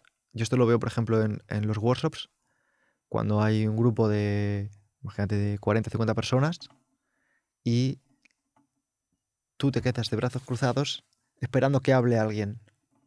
¿Por qué? Porque casi en el sesgo del espectador. Tú mismo no te ves como un participante, no te ves como un espectador. Te cuesta ser el que hable. Lo mismo pasa muchas veces, esto para aterrizarlo de otra perspectiva, tú ves un vídeo en Instagram y si ves que tiene 12 millones de reproducciones o de likes, lo ves y pasas al siguiente. Pero ves que el siguiente, por ejemplo, tiene 0 likes y dices, bueno, le voy a dar 1. Porque no tiene 0, entonces voy a darle 1 porque tiene, pero cuando tiene 10 millones ya dices, bueno, seguro que se lo da a otro. Eso es el efecto espectador. ¿Tú por qué no te abres un canal de YouTube de aquella cosa que te gusta? No te digo a ti, sino digo a muchas personas que caen en este sesgo. Porque ya lo estás viendo. Entonces te cuesta no ser el espectador. Porque son sesgos sociales. Y como este que te he contado en el libro he puesto 40. O sea, hay muchísimos. Hay sesgos sociales, hay sesgos de fatiga cognitiva, hay sesgos de cambios de humor, por ejemplo, estos sesgos, por ejemplo, o sea, hay sesgos de tiempo, que son muchas veces los que hacen caer a las personas en mala gestión del tiempo y están presentes y toman decisiones por nosotros, David. Tipo, tú piensas, ay, ¿por qué no hago esto? Muchas veces porque vives en automático de verdad, pero de verdad. Y cuando eres consciente de los sesgos, puedes vivir en automático, pero te permites una pequeña pausa. Tun, tun, tun, tun, y allí, con esa pequeña pausa, es decir, oh, estoy cayendo en el sesgo del espectador, o oh, estoy cayendo en el FOMO, oh, estoy cayendo en el sesgo de arrastre, oh, estoy cayendo en la ignorancia pluralista. Y de repente dices, no quiero caer en esto. Y tienes la capacidad de incidir en la realidad. Pero lo peor es no conocerse a uno mismo, no conocer cuando uno está cayendo en estas cosas y ser una marioneta de que quienes sí que conocen todos estos sesgos y te están manipulando. Porque, por ejemplo, estos sesgos no solo se aplican de una forma social, sino en el marketing están muy presentes. Por ejemplo, el marketing es capaz de hacer que tú veas algo como importante cuando no es importante, solo es urgente. Como por ejemplo te dicen, se cierra el plazo este viernes a las 2. No te quedes fuera. Están utilizando FOMO, con el no te quedes fuera, y el sesgo de urgencia. Te están cambiando algo que no es importante, pero tú estás haciendo que es importante cuando no es importante, solo es urgente. Pero eso, por ejemplo, tampoco conocer la matriz de Eisenhower, que también, bueno, todos esos temas están explicados en el libro. Se diferencia entre lo que son los procesos automáticos y luego lo que sería la toma de decisiones. Y dentro de lo que es la toma de decisiones, pues te hablo de la matriz de Eisenhower, de la ley de Peirce, la ley de Carlson, la ley de Illich, el principio de reversibilidad, el principio de Pareto, la ley de Parkinson. ¿Y crees que todo, porque has mencionado muchas veces, has hecho mucho énfasis en el silencio y el ayuno? ¿Crees que ese autodescubrimiento empieza en el silencio? Creo que, no es que empiece, pero creo que el silencio y el ayuno son herramientas muy poderosas porque son gratis y las puedes hacer aquí juntos. pero las podríamos hacer en la cárcel, pero las podríamos hacer en un ático, las podríamos hacer en la montaña, en la playa, en un avión, y te dan mucho poder y mucha autarquía, mucha independencia. No digo que sean las primeras, porque obviamente si me pongo a pensar o a reflexionar te encontraría otras, pero sí que son importantes. Si no estás decidiendo tú y están decidiendo otros por ti, Mm. ¿crees que nos estamos traicionando nosotros mismos, A de ver, cierta forma? decía Sócrates que, y luego lo secundaba Marco Aurelio en sus meditaciones, que una vida sin examen no merecía ser vivida. Entonces, yo no quiero utilizar la palabra traición, pero desde luego no vas a tener una buena vida. Pero estaría siendo incoherente, ¿no? Contigo mismo, puede ser. Es que en muchas ocasiones lo que sucede precisamente es la incoherencia. Porque al no saber, por ejemplo, imagínate que estás con una empresa que está funcionando muy bien y te está dando mucha plata, mucho dinero. Pero tú no estás siendo feliz. Pero los números te están engañando. Como estás consiguiendo plata, pues no te importa levantarte muy temprano, esforzarte un montón, gritar a los empleados, enfadarte con tus padres, no ver a tus hijos. Pero no estás viendo esto, estás viendo éxito. Pero ¿es éxito tuyo o éxito social? Entonces, las personas, David, muchas veces no saben diferenciar principios de valores. Si no sabes diferenciar principios de valores, es muy fácil que ni siquiera sepas cuáles son los tuyos. ¿Y por dónde empiezas sobre todo, porque a mí, Pedro, lo que más, o sea, me causa ruido es, o sea, dentro de este mundo en el que vivimos, con tantas distracciones, con tantas personas hablándote de qué es lo correcto, cuál es el camino, qué debes conseguir, si es espiritual, si es interno, si es material, ¿cómo distingues realmente qué es lo que estás eligiendo tú? O sea, nuevamente caes en de cierto modo, en esa capacidad o esa incapacidad de decidir y donde probablemente otros estén decidiendo por ti. Claro, esto me viene a la mente Roy Buckminster y su libro Willpower, o sea, Fuerza de Voluntad, que habla de un término fatiga de decisión. Cada decisión que tomamos tiene un coste cognitivo. O sea, incluso que te levantes por la mañana y pensar si te vas a poner una camisa, un polo, una camiseta, un jersey, si lo vas a llevar de cuadros, de rayas, blanca, negra, rosa, si el pantalón va a ser corto, largo, si va a ser rosa o azul, si lo vas a combinar con zapatos. Todas las decisiones que tomamos, aunque sean muy chiquititas o banales, generan un coste. Lo mismo pasa, por ejemplo, con veo un reel más, veo un reel menos. ¿Voy a leer o no voy a leer? ¿Voy a entrenar o no voy a entrenar? ¿Qué voy a entrenar cuando voy a entrenar? ¿Qué voy a comer cuando voy a comer? Sí, no nos damos cuenta y tenemos tantas opciones, lo que puede parecer de una forma positiva, a su vez está generando un coste cognitivo enorme, enorme, enorme. De hecho, eso también lo trato en el libro. Y este señor lo que te explica es que esto provoca una fatiga de decisión. Y de hecho Brian Tracy en su libro Tráguese ese sapo te habla de precisamente como eso va a suceder, las tareas más importantes hazlas pronto, porque si no luego no te va a quedar fuerza de voluntad para hacerlas. Y en relación a lo que preguntas, te diré que esto es muy interesante porque el ser humano, ¿por qué necesita dormir tanto? Porque rumia muchísimo. Tenemos un montón de rumiación. Por ejemplo, ciertos monjes, no recuerdo ahora mismo el nombre, no necesitan dormir 8 horas como nosotros, porque han hecho durante tanto tiempo un trabajo de meditación tan grande que con dormir, y esto está estudiado, con dormir creo que son entre 2 y 4 horas, ya sé que puede parecer una locura, están totalmente funcionales. ¿Pero por qué? Porque su decisión está totalmente intacta. Su capacidad de atención está intacta. Nuestra decisión, David, está y nuestra capacidad de atención está dañada. Y como está dañada, nos cansamos mucho más rápido, nos falta energía, necesitamos dormir un montón. Y ahí esto no se está hablando, pero esto está siendo real. ¿Por qué está tan de moda la meditación? Porque precisamente la meditación te ayuda a gestionar ese foco y que tú mismo puedas distribuir tu energía con más eficiencia, con más eficacia. Y de esta forma ser más libre. Entonces, ¿cómo lo hacemos? Primero siendo conscientes y gestionando nuestra capacidad de atención de la mejor forma posible, reduciendo nuestras decisiones. Y de esta forma ganaremos libertad.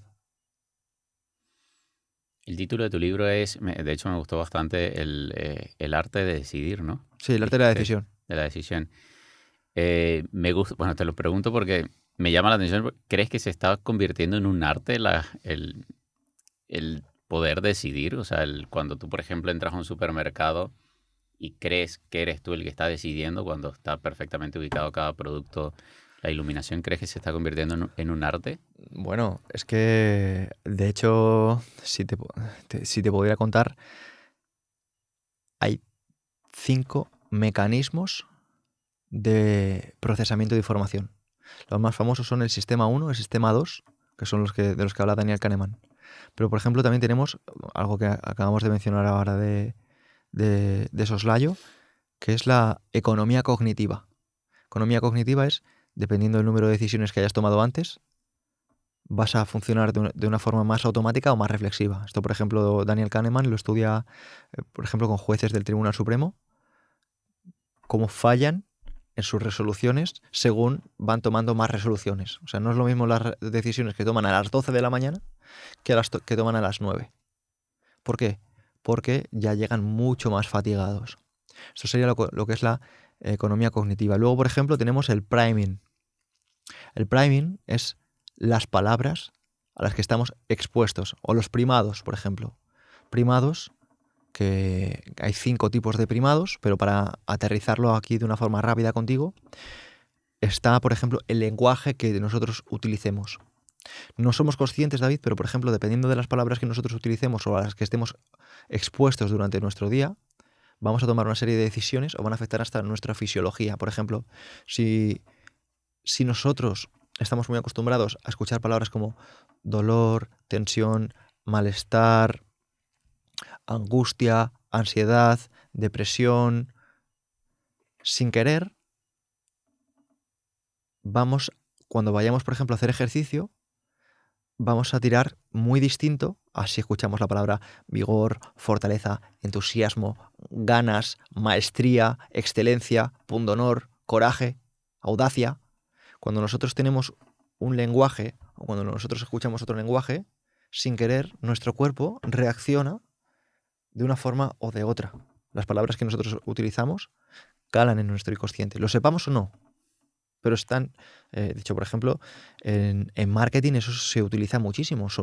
Y de hecho hay estudios, por ejemplo, de Elizabeth Lotus y Palmer, que son estudios muy interesantes, que depende de la palabra que tú utilices, tu cerebro la interpreta de una forma u otra, aunque sean palabras muy similares, a nivel porcentual. El estudio se basó, por ejemplo, en cómo puedes manipular los recuerdos de alguien dependiendo si le haces utilizar palabras como impacto, golpe, colisión, porque cada una de ellas está asociada a una velocidad, a un porcentaje. Por ejemplo, a nivel golpe, tiene a nivel de recuerdo un impacto inferior a lo que es colisión. Y dependiendo de... Estos son ejemplos que te estoy poniendo del estudio de Palmer, pero por ejemplo, en marketing no es lo mismo utilizar la palabra cambiar que la palabra transformar, de cara al impacto que vas a tener en tu audiencia. Y estos son primados, pero hay muchísimos más. Te he hablado de 3 tipos: sistema 1, primados, economía cognitiva, cognición emocional.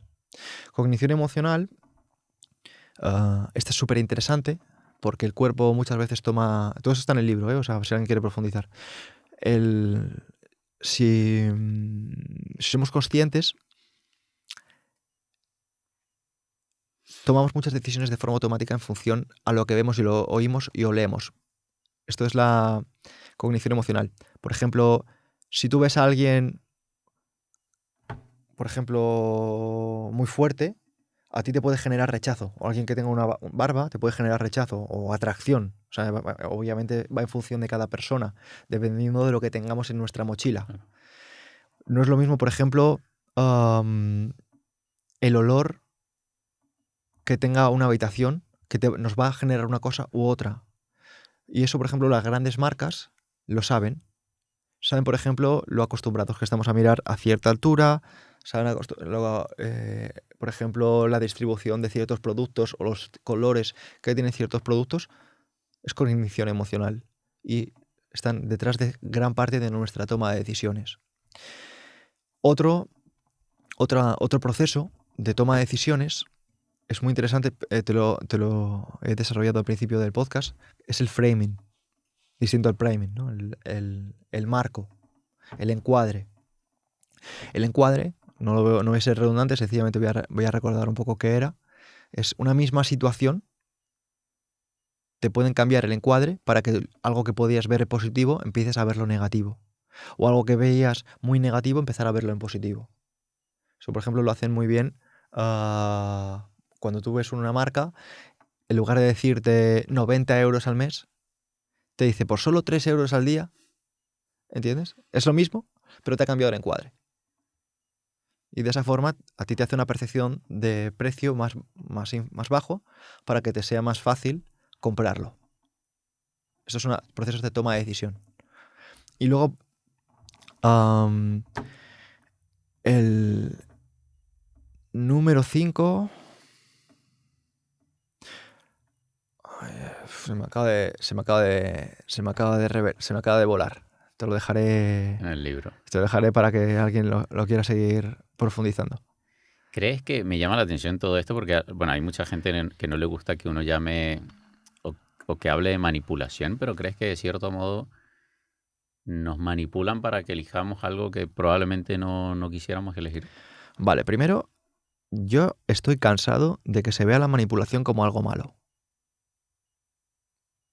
¿Por qué? Porque la manipulación está ahí, está presente. Pero, ¿sabes quién quiere que tú veas la manipulación como algo malo? ¿Quién? Pues los peores manipuladores. La manipulación está presente en todo. Sin embargo, hay personas que te dicen, no, esto es manipulación. Vale, eso es manipulación. Pero lo peor que puede pasar es que tú, primero, no sepas identificarla, porque si tú no sabes identificar la manipulación vas a ser mucho más fácil de manipular. Si tú no sabes cuáles son tus sesgos, por qué haces lo que haces, por qué tomas una decisión, sencillamente vas a caer en quien sepa manipular. Yo sé manipular, porque no te puedo hablar de todos estos sesgos, de explicarte el funcionamiento y luego decir que esto no es manipulación. O sea, primero sería un hipócrita y un incoherente. Pero lo que sí que vemos son personas que te están diciendo que tengas cuidado con la manipulación cuando realmente conocen muchas más técnicas de manipulación que yo probablemente. Y por eso hay que tener mucho cuidado con nuestras palabras. Y sobre todo, quitarle a la manipulación el juicio que tiene. Y no solo la manipulación a todo. Que es por eso por lo que hemos empezado dentro de la encratella con lo que es el logos. Entendiendo lo que es el logos como el orden universal, la causa y el efecto. No como que algo sea bueno o malo. Yo no te estoy diciendo que la manipulación sea buena o sea mala. Con la manipulación puedes conseguir buenas cosas. Con la manipulación puedes conseguir malas cosas. Lo que va a depender es quién la utilice. Y no solo quién la utilice, sino cómo la utilice. Lo mismo pasa con la seducción. ¿Es la seducción buena o mala? Depende, ¿no? ¿La venta es buena o mala? ¿Por qué la venta puede ser buena o mala, la seducción puede ser buena o mala, pero la manipulación siempre es mala? Precisamente porque es tan poderosa que los manipuladores no quieren que tú sepas que la estás utilizando. ¿Cómo empiezas este camino de reconocer que no estás viviendo una vida prestada? Con humildad y con gratitud. Y con la gratitud de saber que ahora eres un poquito más consciente y tienes la posibilidad de empezar, como decía Marcel Proust, a ver viejos parajes con nuevos ojos. Y lo que antes veías de una forma, pues ahora con esta nueva información lo ves de otra. Yo, por ejemplo, después de escribir este libro e investigar todos estos meses sobre sesgos, sobre esta toma de decisiones, sobre todo este tipo de procesamiento, ahora me gusta ver anuncios. Y antes lo detestaba. ¿Por qué? Porque ahora digo, mira, utilizan el sesgo de escasez. Mira, aquí utilizan ignorancia pluralista. Aquí utilizan anclaje. Aquí utilizan 3 a la vez. Wow, lo han hecho increíble porque están utilizando un mogollón de sesgos y encima han sabido generar, pues eres capaz de, en lugar de decir, mira, me están manipulando, me quieren vender, no, en lugar de verlo como algo dañino, pues lo hago como un niño, como con curiosidad, que tengo un juguete nuevo y lo veo. ¿Por qué? Porque yo soy una persona pronoica, no paranoica. Todo lo que sucede me conviene. Con ganas de leer ese libro porque a mí la verdad me llama mucho la atención bueno, me encanta el mundo del marketing y el mundo de las ventas y veo constantemente como tú, o sea, lo veo desde esa Es una perspectiva pasada. como un niño y es increíble, o sea, el preguntarte, ok, ¿por qué compré esto? ¿Por qué tomé esta decisión? Es absurdo. Es increíble. Pedro, me gustaría, si tú tuvieses la oportunidad de hablarle a ese niño que en su momento fue,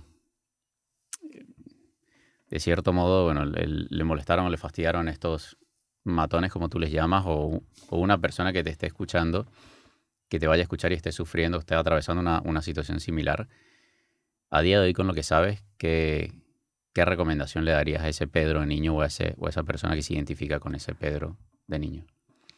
Le diría que solo existe el daño cuando es al carácter.